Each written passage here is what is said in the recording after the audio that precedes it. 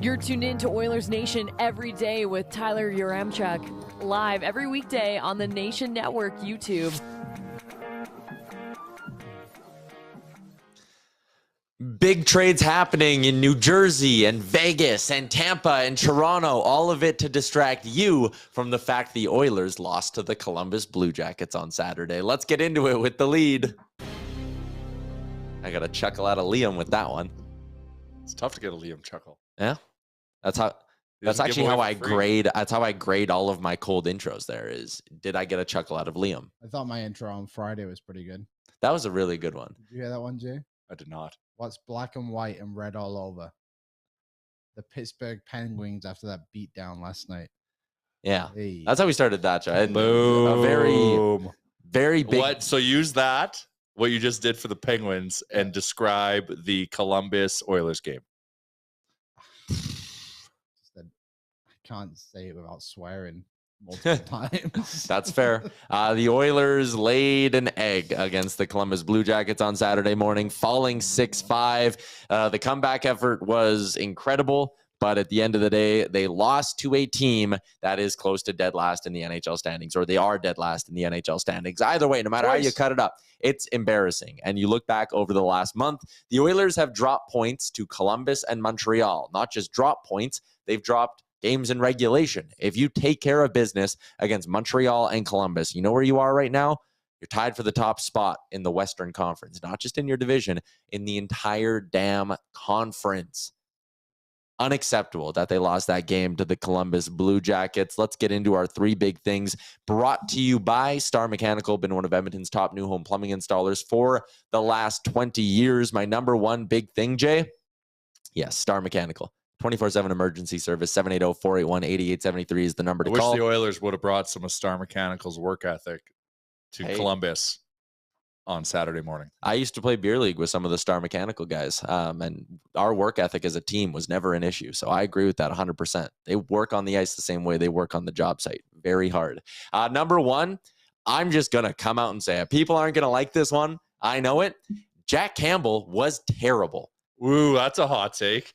Like, it can't keep happening. And I'm not even piling on Jack Campbell at this point anymore. I am piling on the guy that gave him a 5-year contract and thought this was going to be a good idea. This was supposed to solve the goaltending issue. It was supposed to be no more. It was, okay, Mike Smith and Mikko Koskinen, they were too roller coastery up and down. This was supposed to end this year, and it's not. It's a big problem. Listen, I get people, I can tell. I haven't even looked at the chat yet. Streaming live on the Nation Network YouTube. We're going to talk about trades in a second. I know you're all chomping at the bit in there. I haven't even looked, though. And I know there's people who will say, the defense sucks. They do, but it's a combination of both. It is. It's a combination of both. And at the end of the day, I heard someone today go, well, he only gave up the one bad goal. Stop defending. Every game, it's one bad goal. You know how many goalies, how many starters in the NHL who make $5 million give up one bad goal every game? Jack Campbell. Like, it's just, I don't know, man. I'm so sick of it. It's spicy. It's got to be Skinner's He's found his hill to die on, and it's Jack Campbell. Well, it's not even a hill to die on that much, but I think going forward, and when I say going forward, from now until the day this season ends, whenever it does, it is Stuart Skinner's crease. And someone tweeted me and was like, look at the wins and losses. That's all I care about. Campbell wins more than Skinner. Get your head out of the gutter if that is your logic for thinking he has why not Jack stolen Campbell. us a game. Maybe. He's had a couple good performances, but like just a couple. Yeah. So if he's a $5 million goalie, it needs to be more than a couple. Yeah. But like, we've been outscoring mistakes. We are the overs. Look how many times we have to score to win hockey games. Like, let's go back. Jack Campbell's 5 best save percentages in games he started this year. .962 against San Jose.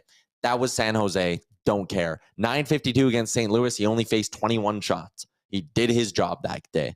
Against Tampa Bay earlier in November, he had a .946. That one was good. That was good. That was a good game. He didn't really steal it because one of those goals, again, was a bad goal against. It was the Killorn one when he shifted across way too far. The Detroit game, he had a 938 on Feb 7. He was good against Detroit, but again, good. I wouldn't say he stole that one. Against Seattle, a 935. I actually thought he was excellent in that game. If there's one game you could maybe make a case where he stole them, it was January 17th against the Seattle Kraken. Aside from that, this guy is paid $5 million, has not stolen them a single hockey game this season, and they should have beaten the Columbus Blue Jackets 6-3 in that hockey game. Their defense was bad. I get it. They didn't deserve a shutout or anything like that, but should it be Colorado? Should it be Colorado too? Like, I don't know. I'm really frustrated with goaltending costing this team games. Am I wrong? Either of you? Thoughts? No, I don't disagree at all. Like, it's funny. We did the signing, and like, I'm a hopeful optimistic, but then all the experts came out. Mm-hmm. You know, the Kevin Woodleys, the Mike McKennas of the world. They're like, he's not as good as everyone thinks. I don't think he's a $5 million goalie. And we went and did it. We probably should have been a little bit more patient, which normally is Ken Holland's brand. And saw what we had in Holland or in Skinner, and then see what we can do to kind of backfill and make a trade on that. Because, like, you could have got Velzmenka if I even Vamelka. Could have gotten Ville Husso, who's been great for Detroit. Could have gotten Ville Husso for three and a half, 4 something. He had a rough start, but anyways, we had Skinner back it up. But yeah, there was plenty of other options, and like, it all goes back to, like, if it's not Igor, I saw someone tweet, if it's not Igor Shesterkin, you don't sign a goalie for more than 5 years. Like, it's more than 3 years. Mm-hmm. So, Rusty says, Rusty the Reckless Optimist, Campbell's ceiling is much higher than Smith or Koski, but his floor is very low. Ooh, Mike Smith was the best damn goalie in the NHL for 2 months last year. Rusty, I love you, and I love your optimism, and I think you're probably just saying that to be optimistic, but like, Mike Smith was the man in the playoffs. Yeah. Liam? I thought Koskinen had a pretty good time here too. Like, he's just as good as what Campbell has been, if not better, right? Just less first shot goals. Yes, true. Maybe. All 4 and 4, whatever that was. It was but yeah, Campbell, like, you're paying the man a lot of money to stop some pucks, and it's just not happening on a like regularly enough. Mm-hmm. So it's pretty obvious tonight who the number one is if they're going with Stuart Skinner against the best team in the league. Yeah. We're going to talk about that game against the best team in the league tonight because it is a Sherwood Ford Giant game day. But for now, we're finishing up our wrap of the game against Columbus. My second big thing, Connor McDavid is having a season that I don't think the NHL has seen in north of 2 decades. It's unbelievable. That shorthanded goal where he picks it up, and it seems like he just decides, I'm going to score. And he goes and just edges out 2 Blue Jackets guys, cuts to the net, puts it in, makes it look rather easily against a goalie who was having a good game. You watch that and you almost just go, why don't you do that every shift, bro? Because he makes it look that easy, but he makes it look like he just flips a switch and goes, I'm going to score. And he did. And then the slap shot goal, his first slap shot goal of the year, unbelievable. He could have scored a few more too. Like, Connor McDavid, I don't want this to get derailed into trade talk yet. How, if you're the GM of this team, can you not watch what that guy did and go, I need to get him the best supporting cast possible? Do we not owe him anything? Like, we owe him everything. Yeah, okay. I'm going to go buy 10 McDavid jerseys today. I'm going to do my part. Bring up that hockey-related revenue up, you know? Liam, he was unbelievable. Unbelievable. Yeah. He was the only player who looked like he woke up at whatever time you have to wake up at to play a 12:30 Eastern game. He looked like the only one who woke up and was like, shit, I really want to play hockey today. He looked like the only one who wanted to win a hockey game that day. Like you said, like, he just kind of turned it up a notch, which is terrifying to think about what that man is capable of on the ice. And just can score in so many ways. And I honestly thought he was just going to keep it going in the third period.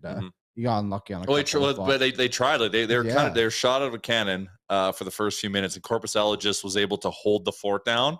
And a goalie who just makes the saves. Hold the fort down, and then allowed Columbus to kind of wake up and get some chances. That's the thing. You look at Corpusella's numbers. He made 44 saves in that game. His save percentage didn't look great, but when you look at the game, it's like, he's probably the only reason they won that game. Yeah. There is games where you can be, low 9s or below 9 and still steal the game because he was under fire and like high danger fire. Mm-hmm. Connor McDavid fire. That shit's hot. It's crazy. My third big thing, and this will, again, people, I know you're chomping, this will lead us into the trade talk. I think you could look at every young and inexperienced D-man the Oilers played in that hockey game and go, you didn't play very well. with Broberg on the ice at 5-on-5. They were outscored 3-0. Bouchard, it was 2-0. Vinny was 1-1, but that might have been the sloppiest I've seen Desharnais play in an Oilers jersey. The Oilers he's allowed a game. He's allowed a night off. I know. He's entitled to it. He's earned it. Yep. But the lesson here is those three can't be your 5, 6, 7 come playoff time. You need an upgrade on that blue line. And that game against Columbus, probably a couple pieces. I know that team had scored. We laid this out on the pregame show. 11 goals in their last 5 games, and they torched your. I think Roslovic got 90% of his season's offense in that game. Yeah, I know that's a little bit hyperbole, but I'm not far off. You are not, because on the year he has 6 goals and he scored 2 of them. On the year he only has 24 points. Or 34 points. He got 4 of them against the Oilers. Like, it's just, man, the Oilers blue line was bad, and I roasted the goaltending, deservedly so. But they also had a tough time in their own end in front of the crease. I'm starting to increasingly develop a little bit of an army. I'm getting a lot of DMs and messages of support for my takes on number 2. Just saying. Hey, and you know what? It wouldn't surprise me at all if there are a lot of people in this city who are starting to turn a little bit. I kind of feel for the guy because I think it's a crisis of confidence right now for him. I just think he's not in the right headspace, and I feel for a young player who's going through that. And I still think when you have a guy shouldn't have changed from 75.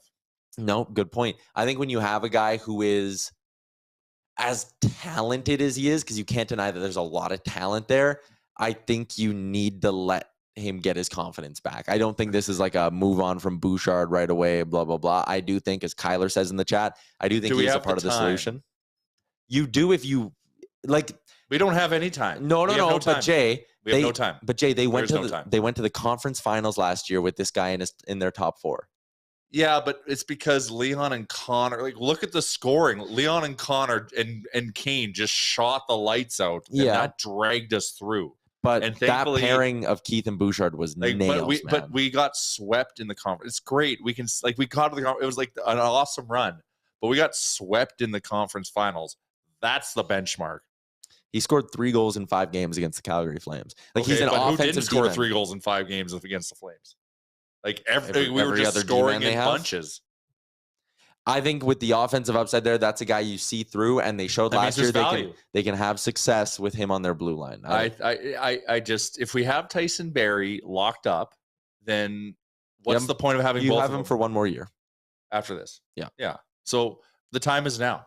We have Barrie again for next year, and we can make some moves to address like the defensive side of the game, and also hopefully he's supposed to be our first pass guy. These guys are asking for a puck mover right now, because they need someone to get the puck on their stick while they're breaking out of the zone, and it ain't happening. He and Barrie are still their 2 best passers, and when Bouchard clicks, he still has, I think, the best first pass on this blue line. He's just got to click. He's made some great passes, but the thing is, that's someone else's development problem, not ours right now, I don't think. And that's the thing. A lot of tools, toolkit still being refined. We don't have the time to refine it. Time is now. I think you need to get him a really damn good partner. Liam, your thoughts? I'm out on the idea of trading Bouchard. I think he can be Chalm out on Bouchard going away. I think he can be good for this team. I think he's just in a bad spot. You guys, you're all just sheep. I don't get it. Playing him and are your eyes not working? Are you telling us to do our own research? Are your eyes not working when you watch this and just see the mistakes? Someone's gonna send me hilariously. I play hockey with on Sunday. They've amassing a season long of gaffes of Bouchard. That seems really mean. That's really mean. I didn't ask for it. They said they were making it. I'm like, okay, send it to me when it's done. Mean of that person. Well, because they see what I see, and I hope many others. And slowly, as my phone is telling me, more and more are seeing it and are now more comfortable with it. His upside is not ours to chase. We don't have the time. I think it is. Me. But this argument of you don't. Do you like Connor McDavid? Do you like Leon Draisaitl? What do you mean the argument the time is now? The time is fucking now. Connor McDavid is going to get 150 points this season, and we can't beat the Columbus Blue Jackets. And we are not making any moves, and I'm still going to wait and reserve my comments on how we do in the trade deadline to see what we do. But the East is loading up. We're in no position to take on some of those juggernauts. We just hope that they tire each other out and beat the snot out of them so they come to the Stanley Cup Finals beaten up, and then whoever's in the West has a chance and can outskate them. Like that's the outcome we're hoping for, is for a beat up Eastern team. And hopefully we can pierce the veil and get past the Western Conference Finals and then play a beat up Eastern Conference team. Like that's the only hope. They are weaponized. The East is crazy. And we are nowhere near any of those top 4 teams. Nowhere near. But we have Connor McDavid and he needs help. Ryan Osmond, but we praised Keith and Bouchard, the pairing, all last year. Stop thinking Bouch needs to be traded. Get him a veteran. And Bouchard. So why not Ekholm and Bouchard? Keith and Bouchard. Ekholm should be our first pairing defenseman. There's probably an argument to be made that Evan Bouchard should be your first pairing, right, Chucky? Oh, my God. Yeah, sure. Just more pizzas for the other team. So you think that, so if Keith and Bouchard was good, above average. It shows really you solid, how good Keith was. You don't think Ekholm can be that guy for them? But he should be in the first pairing. Yeah, but numbering pairings is a fool's game. Ekholm should be playing, like he doesn't have a choice. If we get him, he's like 25 to 28 minutes. We have to reduce Darnell. You want to talk about a guy who needs to get his confidence, and we don't have a choice to wait? Like, we don't have a choice with Darnell. He signed that contract. Can't blame him. He's got to simmer down and find his game. That's a guy we have to be patient with. We don't have a choice. Bouchard, we have a choice. You can't have Bouchard and Barry on our lineup. Like what? Like Bouchard needs to drive a power play. Shouldn't be driving ours. We got Barry right now. Yeah, but you can have them. Can't get both. a puck through on net. Desharnais is better at getting pucks through on net than Bouchard. Better at hitting the net than Bouchard. I actually would love to look up the numbers to see if you're right on that. Well, yeah. Well, it's he's hitting shin pads like crazy. Yep. Shot attempts from the point successfully on target. Guarantee you Vinny's beating him. Obviously lower shot volume, but he gets him through. All right. Not saying Vinny's better than Bouchard either. I think Bouchard has got upside. I do. But like we are in a situation now where we have to make moves to make our roster better for today, this year, the next year, and the year after.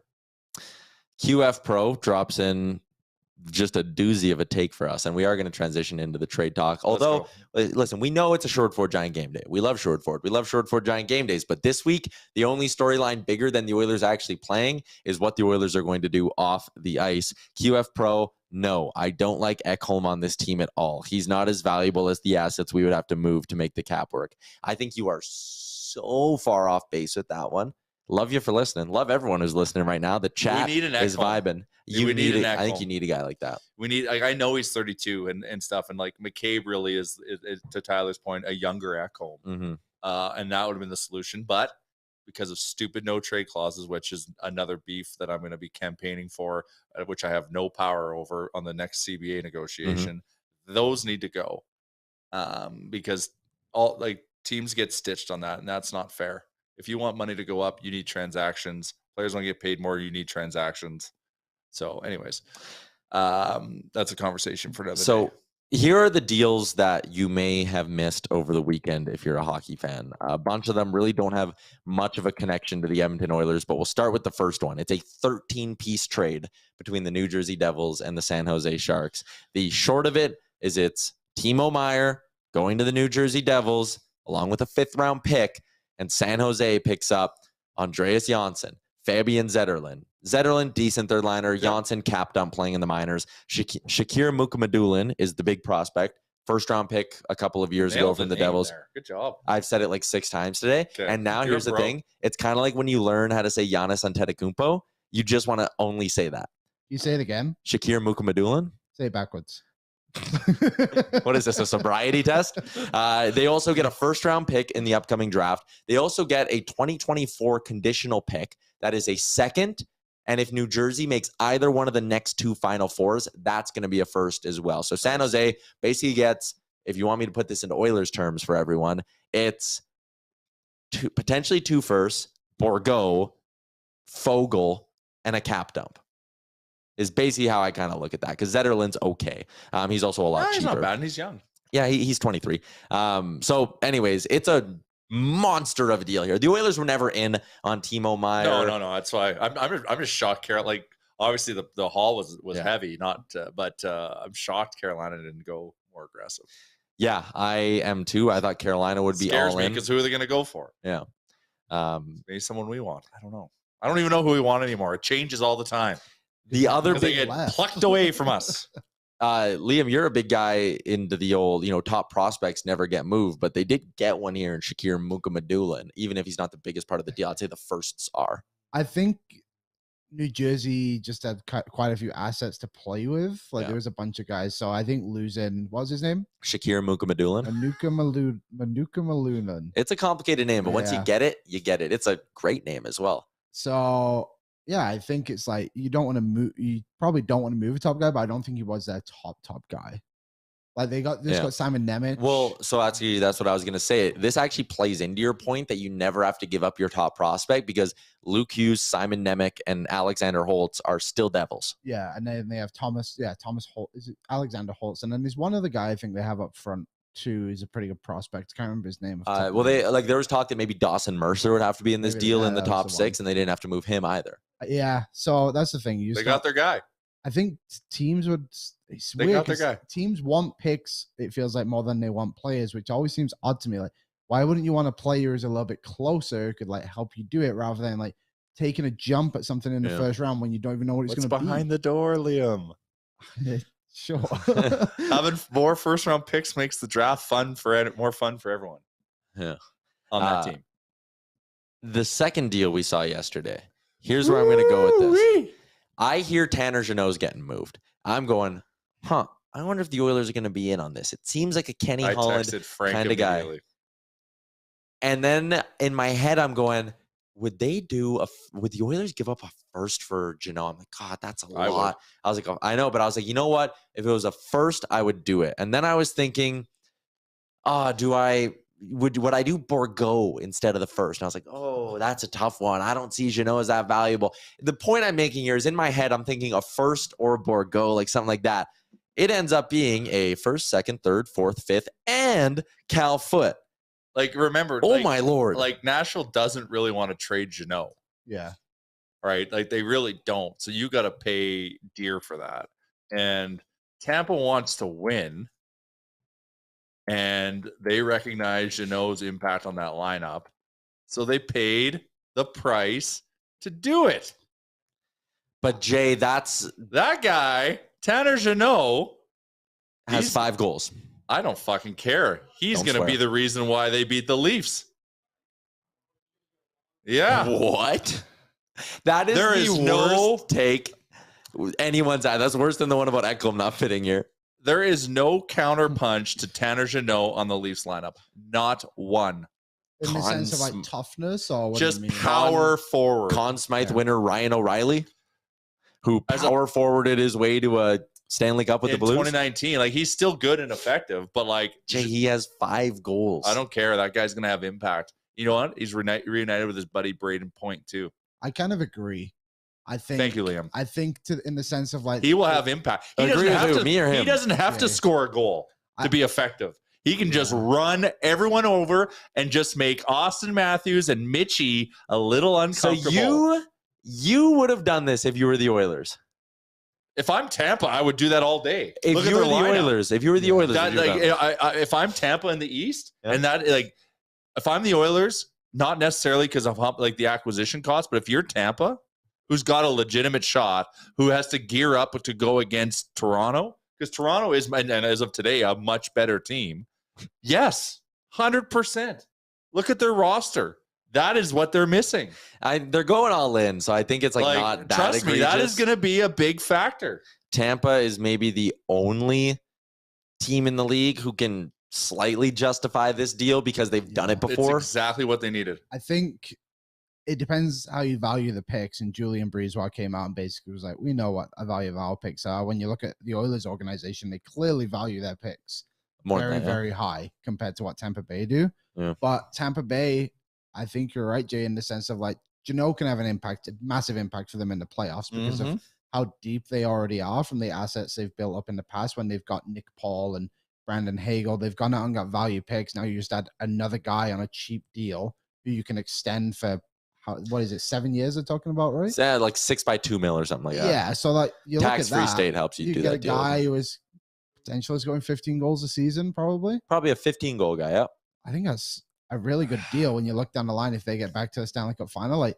They're not going to care at all what those picks are. And it is protected a little bit too with that first round pick. If they do become bad, it's a 2026 first rounder. And it's top 10 protected. Yeah. So I think I actually quite like the deal. And when you look at it, you're like, oh, it's a lot. That is a lot. But like, I don't like Tampa has to do it. Like, yeah, they like once again, they've got their core. They've got their Draisaitl. They've got their McDavid, obviously watered down versions of each, but they've got all their people. They've got a Hedman, which we need to go find our watered down version of.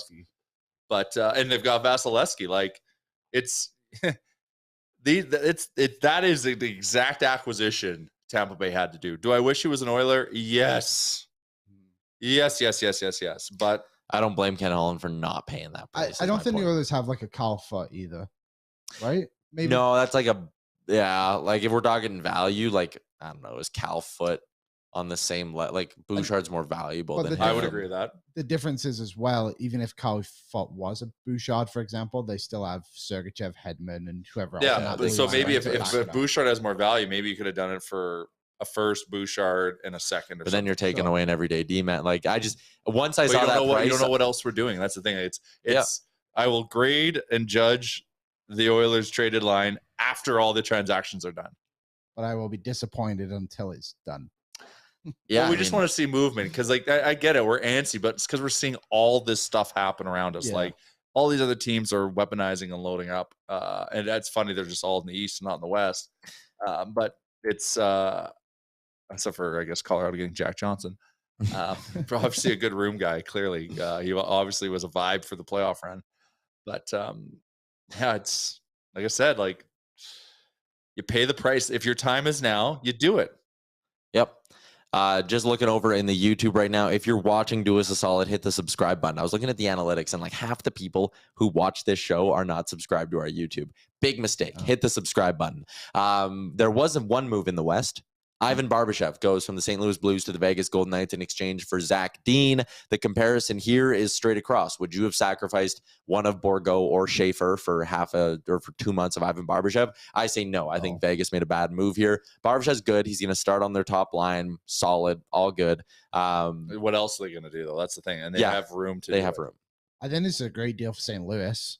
Man, I love what Doug Armstrong's and get a player done. That's probably a year or two away to actually contribute into your team rather than getting another first round pick, because they got two already, because they got one in Tarasenko and then O'Reilly, right? Yeah, you get another equivalent to a first round pick, but a guy who can probably even play next season. Yeah, he's that close. I think Zach Dean, and now they've 3 firsts and Dean, and you could use the offseason where you have now north of $10 million to spend. I like what the Blues are building up there. They rebuild fast. Yeah, they're retooling in a hurry, and they got some good young pieces. What was today's deal, obviously. Frank Baum, our very own Frank Saravalli, was the first one who broke the deal. The Toronto Maple Leafs go out and get Jake McCabe and Sam Lafferty. The cost is honestly, I think, spectacularly low. It's a couple of contracts to make things work down at the end there in Anderson and Gogolov. It's a 2025 first-round pick and a 2026 second-round pick. Here's the thing. The Oilers could have done this deal in terms of the assets. The Oilers could not have done this deal because Jake McCabe had a 17 no trade list and Edmonton was on it. In fact, the rumor is the only Canadian team that he was willing to accept a deal to, the Toronto Maple Leafs. So it worked out well for Toronto, but I'll say I love this deal. And they got him 50% retained for how many years? For 2 more years. So now they're going to have Jake McCabe on their blue line. That's all they paid? Jake McCabe on their blue line for 2 more years at $2 million, and they get an extra year of Sam Lafferty at 1.1. So you gave up a first-round pick 2 years down the road, a second-round pick 3 years down the road, and you now get 2 pieces who are not just going to help you this year, but who this summer you're going to be able to look and go, look, a top 4 D-man and a good third-line winger. Maybe he's a fourth-line winger on the Leafs, which makes him even better, and I think he's in an even better role. I do think Lafferty got a little bit of a weird trade deadline intangible bump. That's fine. The point stands. I think the first and the second is really good value for the Leafs considering what they got and the money Chicago retained. It's a great deal by Dubas. Yeah, they needed to bolster their blue line, and they did. Yeah. So, yeah, like I said, they're going to have their hands full with Tampa Bay, but like the Leafs have made some really big moves. So they've now acquired 4 roster pieces. Right. Yeah. 4 roster pieces to our 0. Yeah, I'm just sure. saying that. We don't know what we're going to do yet, but it's like the Leafs have gone out and gotten what they needed. It makes me curious about the Ekholm deal now, because rumors came out about that today. So what are the Oilers now going to have to pay to get Ekholm with that money being retained, and then also the years left on his deal? Seems to favor the Oilers, no? I think so. So I view McCabe as a guy value-wise that's like a younger Ekholm. Like he's a legit top 4 guy. That's his value around the league here. Yep. And I look at what Edmonton could potentially give up. I mean, they have their first-round pick for each of the next 3 years. If you're Ken Holland, do you not look at the first in 2025 when you're calling Nashville and use that if you're, hey, the Leafs gave up this in the McCabe deal. So the retained salary in this, it's a total of $4 million over the next 2 years.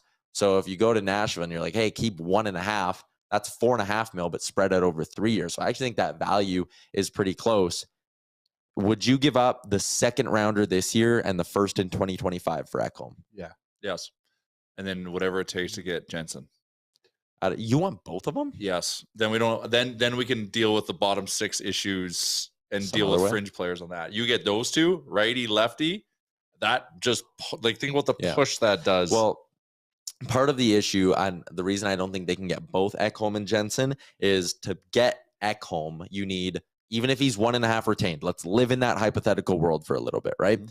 He's 1.5 retained. He's down now at 4.75. We have a graphic with his cap at. Yeah, so he'll be at 4.75. You need to move out Foegele and Puljujarvi, and apparently Bob Stauffer hinted at this on his show today, Nashville's had interest in Kyler Yamamoto in the past. Maybe you don't even have to give up that much in terms of picks. Like I said, a first and a second. Maybe it's not that much. If it's Kyler Yamamoto going the other way, you find a side deal for Puljujarvi. You've now suddenly made the money work for Ekholm, but you've sacrificed 2 pieces of what is right now your top 11 in Puljujarvi and Yamamoto. So you need to find another forward somewhere. So I don't think they can unfortunately go and get both Jensen and Ekholm. But if you get Ekholm, I would throw 4 pieces. There's 2 of them. Yeah, I would throw Yamamoto in that deal, and then I'd turn right around and I would flip another pick to go get a forward from wherever. Go get Domi. Is there? Yeah, Domi. So that's the thing. You can still get Domi even if you wouldn't got Jensen and Ekholm. Yep. Is there a forward on Nashville that could maybe come back this way? I'm just looking here. Like, so is Trennan available? 1.75 for 2 more years. I think think of things moving. I see what you mean in the sense that if you're going to make the money work, but you want like a piece back to replace Foegele or Puljujarvi or Yamamoto, whoever's in the deal, right? Mm-hmm. Yeah, I mean, Trennan's fine. I think he's a little too expensive in terms of like what he brings. Like the name that Frank's talked about is Mikael Granlund, but he's too expensive. It's a lot. $5 million. It's way too much money. 2025. Yeah.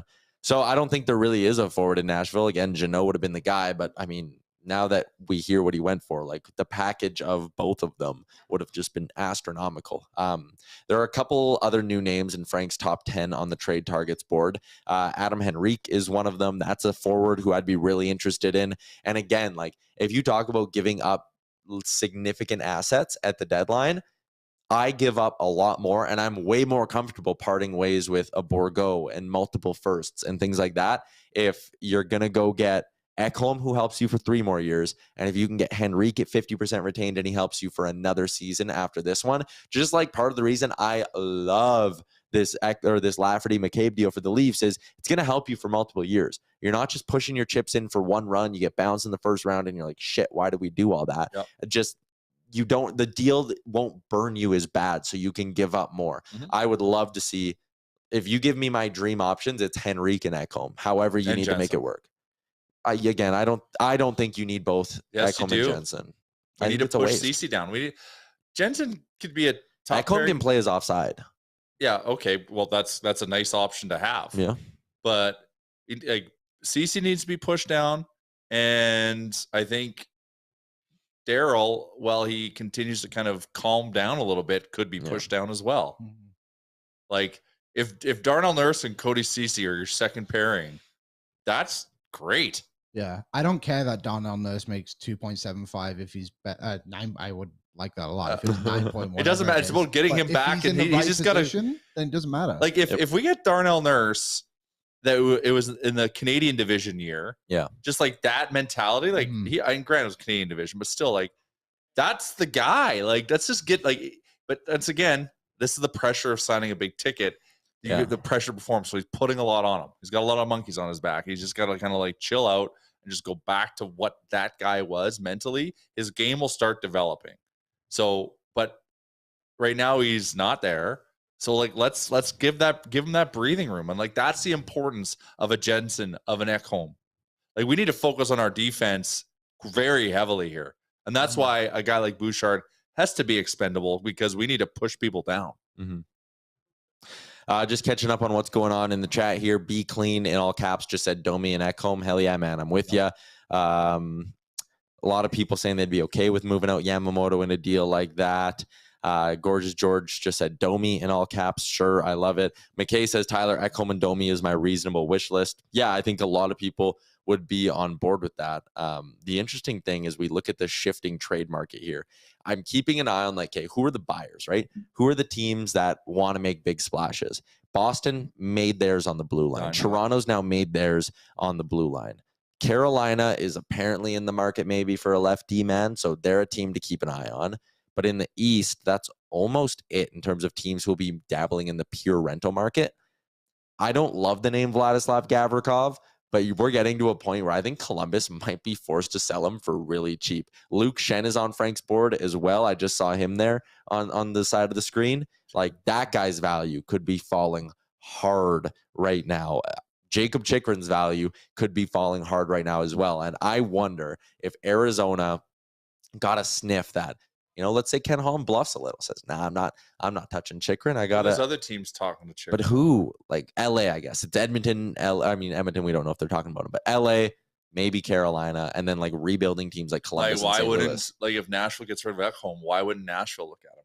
Yeah, maybe. And maybe other teams coming to the market. If Washington gets rid of Jensen and Orlov, why wouldn't they look at him? Maybe St. Louis, now that they have a couple extra first round picks, too, can sneak in for him. It'll be interesting. Yeah. It's funny the teams that can look at that, like at Chikrin specifically. Yeah. Just for me, the point I'm making, I think 2 weeks ago, I was sitting here going, boy, there's not a lot of good D-men on the market. I don't know what is going to happen here. Prices might be high. And now that we've seen some spots get filled in the little game of musical chairs, I'm starting to go, and Aaron, maybe we can run through a couple of the names here. Jensen. Like Jensen on the board, Trevor Van Riemsdyk on the board, Luke Shen still on the board, Vlad Gavrikov on the board, Mattias Ekholm's on the board. I'm just going through these names and I'm like, hold up, we might suddenly be getting to a point here where there are more names than spots. This could quickly become a buyer's market. Maybe, don't shoot me for being nice to the guy, maybe Ken Holland's slow playing this is actually going to wind up getting him a bargain. And that's why I've been saying I got to wait until I see. Like, I'm obviously excited and want shit to happen. And there's been some really good deals happen around us that I think would be a nice package for us. But as you go through the list, there's still good names there that bolster the roster. So, yeah. So let's see if patience pays off. We'll know at 1:01 on Friday what happens. But like, we're getting antsy just because, like, is this a different year? Because there's been a lot of transactions already. Yeah, I need something. I need something to hold on to. I don't even care anything. The Ekholm thing this morning got me excited. It brought my optimism back up for what Holland might be able to pull off. But yesterday, man, seeing those trades, I was like, are we going to do anything? Jensen. The big live show, if you're watching right now, the big live show is coming up on March 3rd. So head to the Daily Face-Off YouTube. And please do us a solid. Go subscribe there as well. A ton of great trade content going up with Frank Saravalli in the coming days. And we are going live for 4 hours, 10 a.m. Mountain until an hour post deadline at 2 p.m. Mountain. Myself, Saravalli, Pete Blackburn, Nick Alberga, Jay Rosehill, Mike McKenna, Matt Larkin. It's a crew. And we're going to have a Notice really how I didn't get the invite? Because you keep swearing. I'm not welcome at these big events. No, but we're about authentic content. It's a Sherwood Ford Giant game day. Oilers taking on the Bruins tonight, and we have barely talked about it. This is a big monster matchup. The Bruins are an absolute wagon. How hot are they? Their goalie is out there scoring goals right now. Linus Ullmark found the back of the net in their game against the Canucks. They've won 6 in a row. They have 95 points on the season. They've only lost in regulation 8 times in 50 games. It's crazy. They're also getting healthy again. We can take a look at how they're going to line up tonight. Patrice Bergeron, Brad Marchand, and Jake DeBrusk is the top line. DeBrusk, 4 games since he's returned from injury, has looked really good. David Krejci with Pavel Zacha and David Pasternak. Charlie Coyle with Nick Foligno and Trent Frederick. Thomas Noshik with AJ Greer and Garnet Hathaway, who they picked up last weekend in a deal with the Capitals. On the blue line, Dmitry Orlov up on that top pairing with Charlie McAvoy. Top pairing, you say? Mm-hmm. Hampus Lindholm with Brandon Carlo, Derek Forbort with Connor Clifton. No word yet officially on who's going to be starting for the Boston Bruins, but after Allmark went on the weekend, maybe they go to Swayman tonight. Doesn't matter. Both of them are good. They're both good. Edmonton, this confirmed from Jason Greger this morning, is going with Stuart Skinner, who's 15-12-4, 2.9 goals against average, 912 save percentage. The rest of the Oilers lineup looks something like this, according to the skate. McDavid centering Nugent and Yamamoto. Costin expected to return, according to Greger. I'm wearing my cleam to the game tonight. I'm breaking it out. I'm very excited. That likely means Devin Shore is going to get sent down. Apologies, Liam. Zach Hyman is on the right side of that second line. McLeod, Janmark, Fogle, Derek Ryan, Jesse Puljujarvi. Those will likely be the 11 forwards for the Oilers. They'll likely go 7 D-men as well. Nurse, Ceci, Kulak, Barry, Broberg, Bouchard, and Vinny Desharnais. So a big game tonight for the Edmonton Oilers against just an absolute monstrous opponent in the Boston Bruins. Let's get to our Sherwood Ford Giant keys to victory in this hockey game. For me, you need to be really damn good at 5-on-5. It's not going to be enough. Your power play can be great in this hockey game, and you could still very well lose this game. This Bruins team is deep. They're mean. They're stingy defensively. You need to have your best effort of the year at 5-on-5. You just got outscored at 5-on-5, 5-2 by the Blue Jackets. It could get ugly if you bring that kind of an effort. So just being sharp at 5-on-5, that's the biggest key to victory for me. Mine is if you get a chance, you can't miss. That's a good one.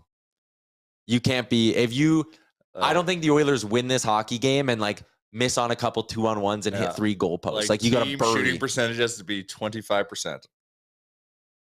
That's aggressive, but still it has to be high. Catch my drift. Yeah. We need a goaltender tonight. We need a goalie to make some saves for us so we can stay in the game, because it's going to be tough and we can't allow some weak ones at our own end. I like that one. Hopefully Stuart Skinner has a solid game tonight. Let's get to our Betway wrap for this evening. I got a big dub, Zach Hyman. Finding the net. I know you bugger. Yeah, you Felt bugger. Good. Felt Everything good. was set up for me to get mine. Tonight, the Edmonton Oilers are home underdogs in their matchup against the Boston Bruins, plus 110 on the money line. The over-under in this hockey game set at 6.5. I'm actually kind of tempted to take the under in this game. I just feel like Skinner against either Boston goalie could be an interesting under matchup. If the Oilers win, you know it's going to be over. Oh, yeah. It has to be. Yeah, that's fair. Maybe they surprise us. I don't know. Maybe. Let's get to our Betway Game Day Big Bet Challenge. I'm clearly the only Oiler fan in the bet here. You're the only one betting an Oilers win, so take us through it. Well, like I said, this goes back to when we went down to Dallas after I can't remember who we lost to. We went a little bit of a skid. And you're like, they're just going to go to Dallas and win. This is just one of those circumstances where we lose to the worst team in the league and then immediately come back and beat the best team in the league, and it keeps our brain in a pretzel. So it's just more than just what I think what my gut is telling me based on just how the Oilers do their business. So that's why I went Oilers money line. Mm-hmm. And if we're gonna beat the Boston Bruins, Connor's gonna be on. It's gonna be on the back of Connor. Some numbers in favor of that. The Oilers are 9-5 this year when they're underdogs. They win 2/3 of their games, more or less, when they're dogs. So it's an interesting spot. I don't think it's a terrible bet. Home dogs. Liam? You think it's a terrible bet? You don't like No, I think it's a good bet. Oh. I said it's not a terrible bet. Draisaitl goal. Even money? Even money. He's hot. He's been hitting them. He's hot. I think he's got me 6 straight now. Yeah. Maybe, is it 6 or 7? Maybe it's 7. He hasn't stopped. Like it is 7. He's trying to get his 50. Yeah. Yeah. So simple one from me. Does Connor get to 50 tonight? What is he at? 48. No. He's at 48? Yeah. Scored 2 against Columbus. I thought he was almost going to get it against Columbus, actually. I was like, fuck. Man, I was sitting there. I was like, buzzing. Had he to tie it, and then he'll just go supernova and win it no T for 50. That would have been unreal. It didn't happen, but yeah. Yeah, McDavid gets it tonight. You know what I did in the Oiler game? Because I talked about live bet in the comeback. Yeah. I got the Oilers at plus 1.5 at like 2.85 to 1 or 2. So I took it. Paid nice. Didn't do the full comeback, thankfully. So you're going Draisaitl. I'm going Jake DeBrusk and Leon Draisaitl, each to go 3+ shots at plus 162. Leon Draisaitl has hit this in 6 of his last 10. I think in a big matchup, he's going to be fired up to shoot some pucks tonight. Listen, and he's been hitting it more than 50% of the time as of late. So if we only get 20 shots, you're hoping that Leon has 15% of them. He just needs 3. That's fair. Jake DeBrusk, since returning to the lineup, has hit this in 3 of 4. He's playing at home tonight. I think he'll be looking to shoot a little bit as well and have a good game. I think the vibes line up on this bet. Plus 162. Both these guys have been hitting it consistently. Why not? I think that's a really, I view it as a smart plus money bet to make. I also like yours, though. I don't know why. It's just like, this is just the most Oiler thing to do is we go lose in Columbus and embarrass ourselves. And then we come back home and we beat Boston. Now, this is also some backstory. They got their win in van, as they should, but their goalie scored a goal. Yeah. They had to have gone out to the Roxy after. They had to have. Jeremy Swayman is confirmed as the starter, by the way. His last game, he allowed 5 goals on 41 shots against the Seattle Kraken. In his last 5 games started, he's allowed 13 goals. So there you go. All right. Well, he's going to have to let in 5 tonight. Maybe a hungover Canucks team. Well, while I was watching the broadcast, they also said about how Boston was spending the night. They weren't traveling to Edmonton until Sunday. Wow. So that is a flashing green light to go to the Roxy. And the Roxy, it gets you. It bites. Tyler Mulick said, Roxy flu. McKay says in all caps, I am amped for this game. If you are watching, hit that subscribe button for us. Do us a solid. We're trying to get up to 10K by the end of the month. We'll see if we can do it. It's a lofty goal. We're like 1,500 away. But why not? Do us a solid. I will. Do you subscribe to the channel? I do. Okay. I will try to think do you subscribe? I am subscribed. Okay. There you go. I will do something if we hit 10K by the end of next month. The end of March, not the end of Feb. Can me and Liam work on what that something is and start promoting it? Sure. Okay. We'll talk off camera and then we'll come to market next game. When's our next game? Friday? Tomorrow? No, they play the Leafs Wednesday. And then a back-to-back against Winnipeg on the weekend. Leafs Wednesday. Jets back-to-back Jets. It's a week and a half.